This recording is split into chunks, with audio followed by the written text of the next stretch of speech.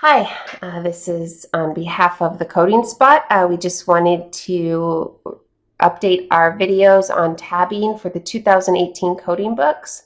So we're going to start with our 2018 ICD-10.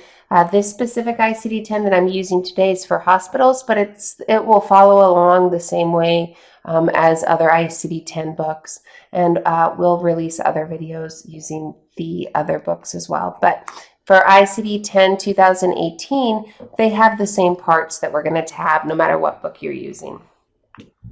So I pre-tabbed my book minus a couple different things that I would really want to bring attention to. So I'm going to go over all of my tabs and kind of explain why they're important and what you need to tab. So the most important thing definitely is your ICD-10 guidelines, right? So just make sure that you know those guidelines and you have them tabbed, and we'll actually tab other sections in our guidelines, but we'll kind of walk through the book so you know the different sections and how the book's laid out. So our first real page, this is really just kind of advertisements, but our first page is our table of contents, right? This is a great source. I use my table of contents still to this day, and I've been coding over a decade. So our table of contents is just where everything is in the book, and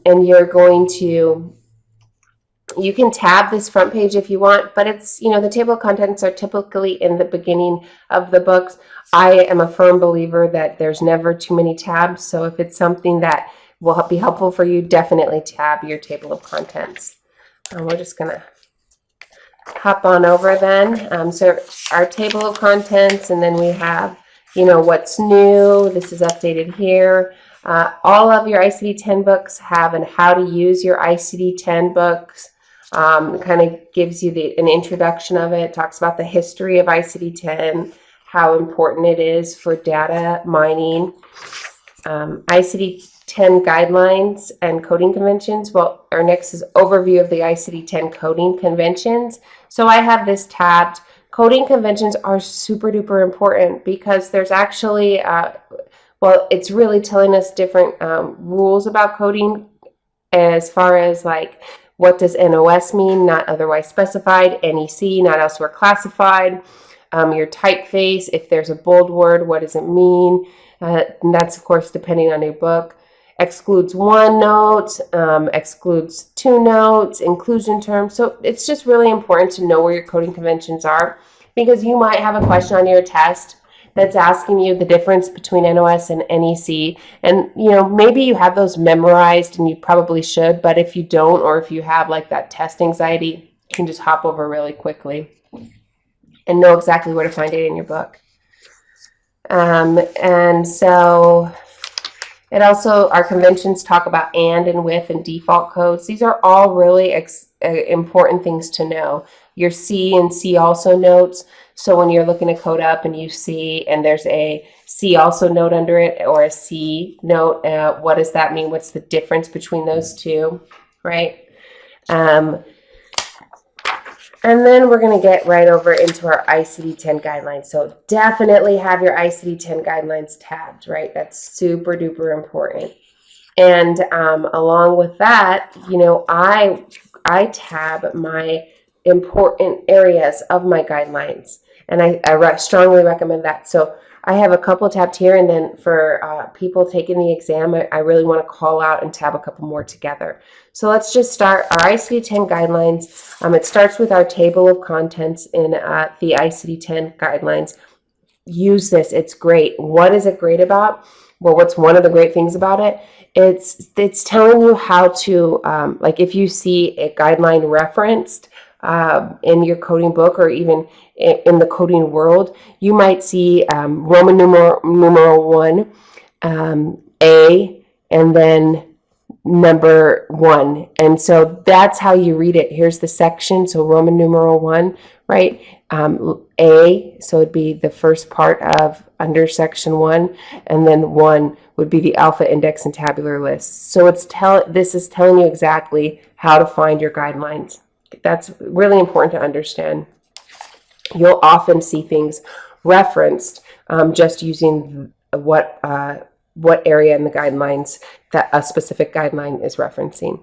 So sequela is my first tab, sequela, late effects. This is really still in the general coding guidelines area. So sequela, it's called late effects, and there's a specific coding guideline around it, and just general coding guideline. This is just something that it's been helpful for me to have tabbed. And I'm going to get into the chapter specific tabbing of our guidelines now.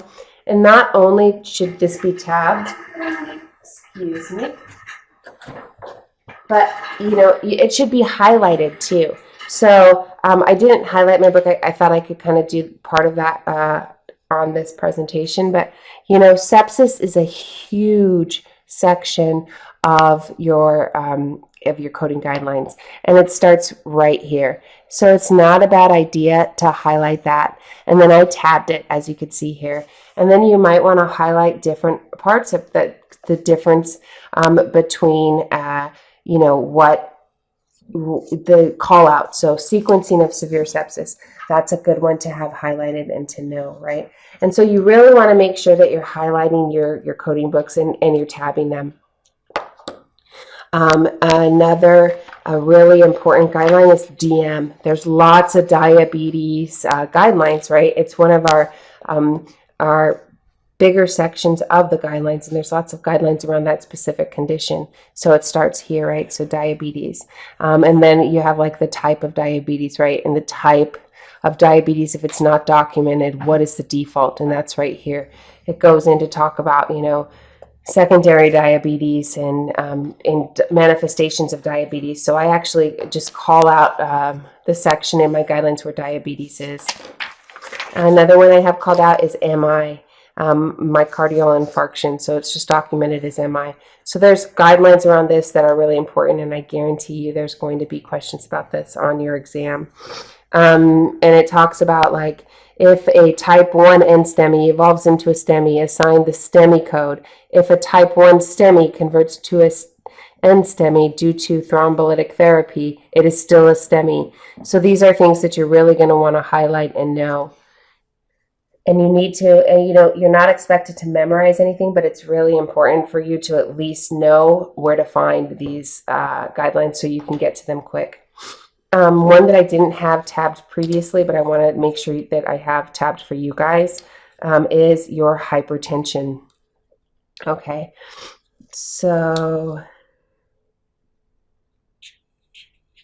HTN, I'm just going to write a tab, and I have my tabs right here. Again, if you're taking the CPC exam for AAPC, you got to make sure that your tabs are plastic tabs and not paper tabs. You can't bring paper tabs in. So HTN really starts, it really starts right over here, but here's where it is in your guidelines. So it starts here, hypertension, right?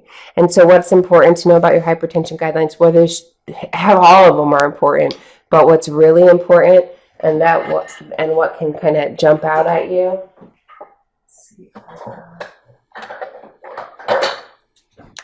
I'm just going to use a different color highlighter. Make sure that you are using different color highlighters and highlighting in yellow, pink, green, blue, whatever, just to kind of draw your eye away from something or to it. So hypertension with heart disease, you definitely need to know this guideline, hypertension with heart disease, and hypertension with CKD, right?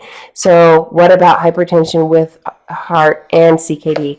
Those are all really, really important. And what's important about them is, when you can code them together and when you can't, are we allowed to assume a causal relationship between those conditions? So an example of that would be we have hypertension documented in the medical record, and then we have CKD documented in the medical record. Do we code hypertensive chronic kidney disease, or do we code CKD and HTN separately? Well, we're going to code them together unless the doctor specifically states that they're unrelated, and that's a guideline that's very important to know. You're going to want to know your HTN guidelines and your MI guidelines. And, all your guidelines are really important, but those I'm just going to specifically call out. Another one that would be good to know where it is your pressure ulcer stage codes, so your pressure ulcer codes. Those are also referred to as decubitus ulcers. So I'm just going to write a, excuse me, a tab for those.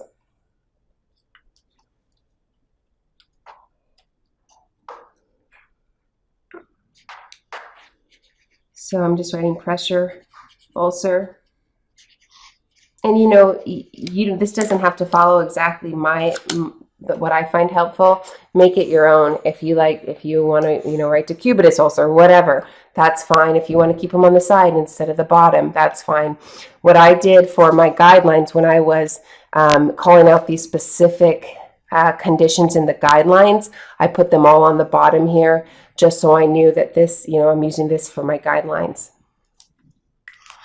Tip I can give you guys right now is if you are, if you're reading through your guidelines, look these codes that you're reading up over here in the tabular, right? And if there's not a specific guideline by this code in your tabular that's in here, make a note of it on the side of your book here, wherever that code is, write that guideline there so you know it automatically when you're looking these codes up. I love my guidelines. I say this all the time, but I print them out every year. They're free on the CDC website.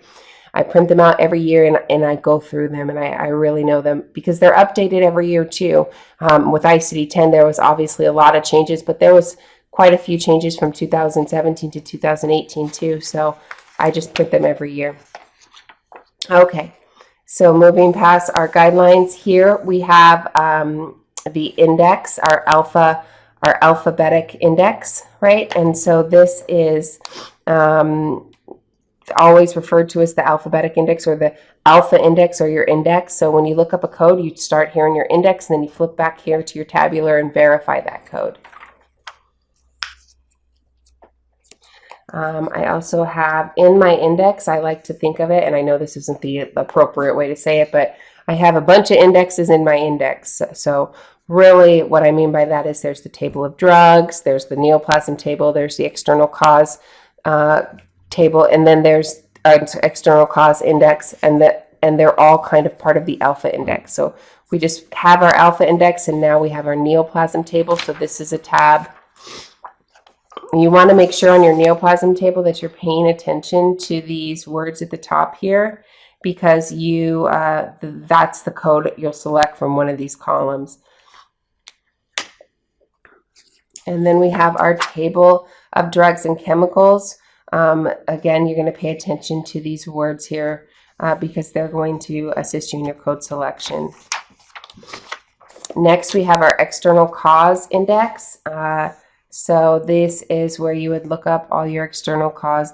These are all those codes that you see that are, sometimes they don't make a lot of sense, you know, struck by an orca, subsequent encounter, you know, those kind of codes. So these are where your external cause index is.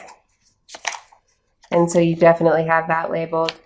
And so now what I have labeled is, I just want to show you my technique. And first of all, I have tons of highlighting and marking in my book. But this way of tabbing the alphabet up here is really for speed. So when you're taking your exam and you want to get to a code quickly, and so you need to look up an A code really quickly, your A's start here. And it's strictly for speed, right? So our A's start here, and then our B codes start here. And they don't go, some chapters have 2 letters in them, so they don't go by chapter. So then our C's, and some of them end up making sense and going by chapters, but not all of them. And then, you know, D. And so I just tabbed up here just the alphabet so I can get to my codes quickly. And that's if I'm just need to look up a code and I know what it is really fast. For your exam, you're really going to want to focus on, you know, of course, selecting the correct answer, but you're going to be under a time crunch, and it's important to be aware of that. So you can see that I have all of these code alphabet up here at the top. I go all the way down to Z, the very last one. And so that's something that really works for me. Another thing that I just want to make sure that you have tabbed, right, is So we have this index is referred to as the index, right? But when you're learning how to code and they say look up a code in the index, then look up a code in the tabular, it's good that you just tab your tabular too, so you know what that is. And even if you have a general idea about it, it's just some of these questions will, they might on your exam might not have, it could be what is the correct order to look up a code, right? And so it could say tabular to index or index to tabular. And so just to know, even if you haven't memorized, okay, my index is up here. Well, this is where my tabular is. All these chapters are the tabular. So you look up a code in the index and it directs you to verify that code in the tabular. This is what they mean by tabular. So I'm just going to go ahead and write tabular, right? And put it there. This is where my tabular starts. My tabular contains all of these chapters, right?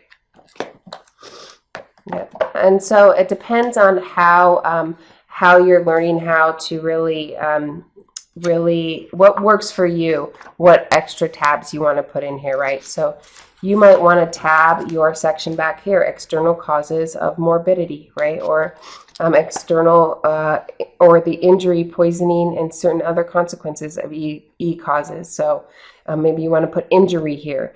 It's really up to you what works for you. What section are you finding that you have trouble getting to? And then you want to make sure that you have a tab for that. So make sure you're using plastic tabs, and along the way, anything that you need to call out for yourself, make sure that you're marking it with a tab. Another thing just to touch on really quick, for your index, you're going to want to make sure that you're highlighting things that can be confusing. So if you go to, let's just look up something really quick, and this, I'll end with this.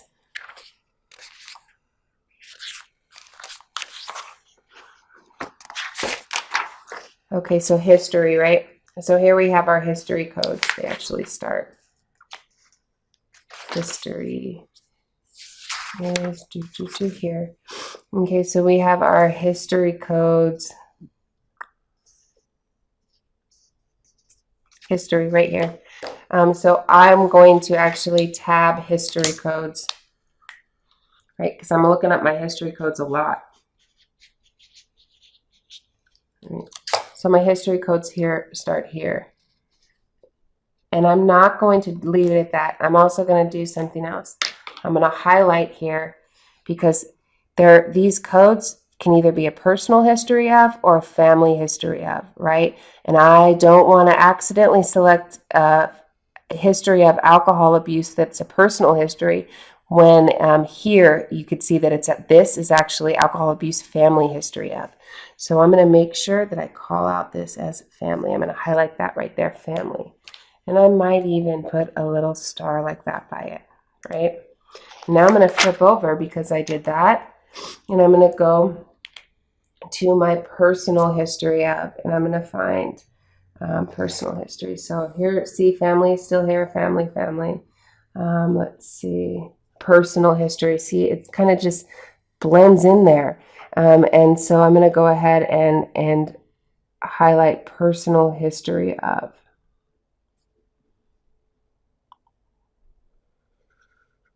So I know to look for that and not to select the wrong code there. And again, I'm just going to go ahead and put a little note there. And that's something that you're going to want to do with the different codes. That like maybe for your diabetes, highlight in your index where it starts with diabetes type 1, diabetes type 2, secondary diabetes, and highlight that and differentiate that. Okay, well, that's it for this edition of Tabbing Your ICD-10 book. Make sure you check us out at the Coding Spot. And if you are watching our videos, make sure you subscribe if you like them. Thank you.